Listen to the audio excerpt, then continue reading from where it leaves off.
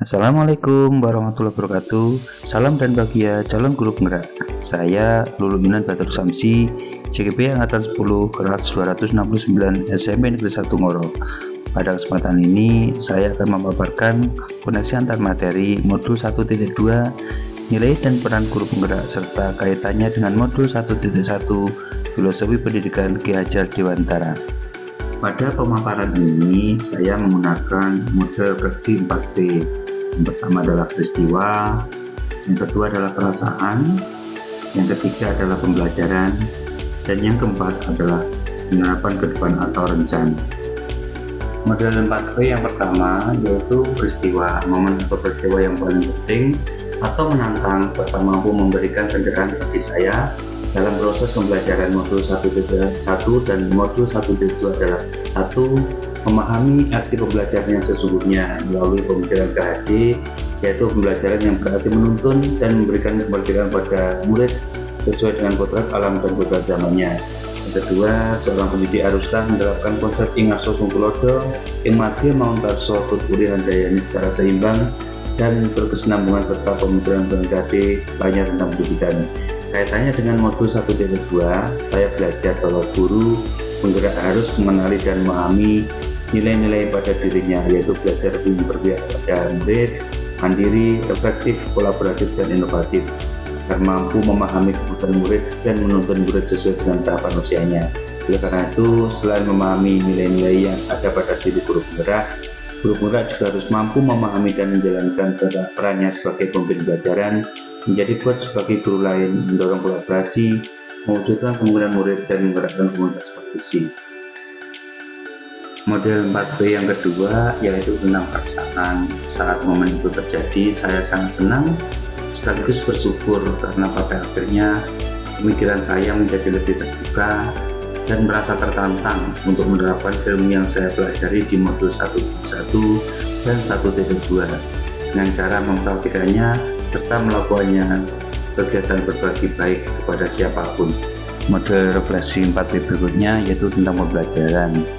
Sebelum momen tersebut terjadi, saya berpikir bahwa setiap manusia yang dilahirkan di dunia bagaikan kertas putih yang kosong. Pembelajaran yang baik adalah murid adalah objek pembelajaran. Setiap materi harus selesai sesuai dengan target. Nilai KKM harus tercapai sehingga saya jarang melakukan kegiatan refleksi. Namun setelah saya mempelajari modul 1.1 dan 1.2, sekarang saya berpikir bahwa setiap anak dipandang seperti kertas putih yang kosong. Tugas saya sebagai guru adalah menebalkan garis sama-sama pada kodrat yang dimiliki murid.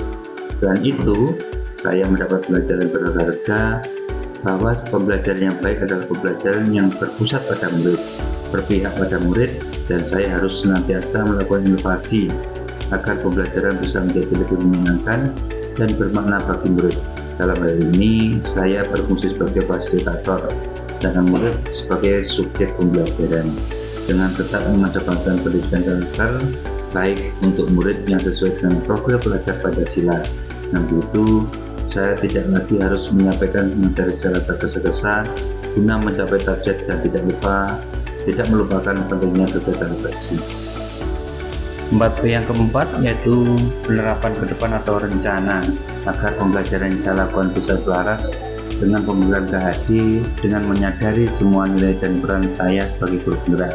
Saya akan yang pertama melakukan pembelajaran yang berpusat pada murid serta menciptakan pembelajaran yang menggunakan media atau model pembelajaran yang sesuai dengan kodrat alam dan kodrat zaman murid dengan tetap melakukan pendidikan yang berkarakter.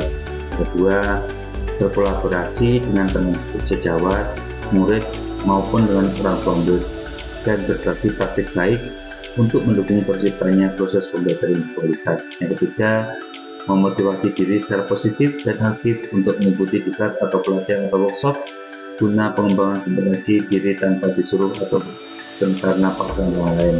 Yang keempat, berpikir lebih terbuka dan merefleksi pembelajaran yang saya laksanakan dan menjadikan hasil refleksi tersebut sebagai bahan perbaikan di kegiatan berikutnya. Yang kelima, terus belajar untuk meningkatkan kompetensi diri baik secara otodidak maupun dengan cara mengikuti pelatihan belajar. Dan yang keenam, mencari ide-ide baru untuk menciptakan pembelajaran yang aktif dan menyenangkan bagi murid. Demikian tadi pemaparan saya tentang koneksi antar materi modul 1.2 keterkaitannya dengan modul 1.1.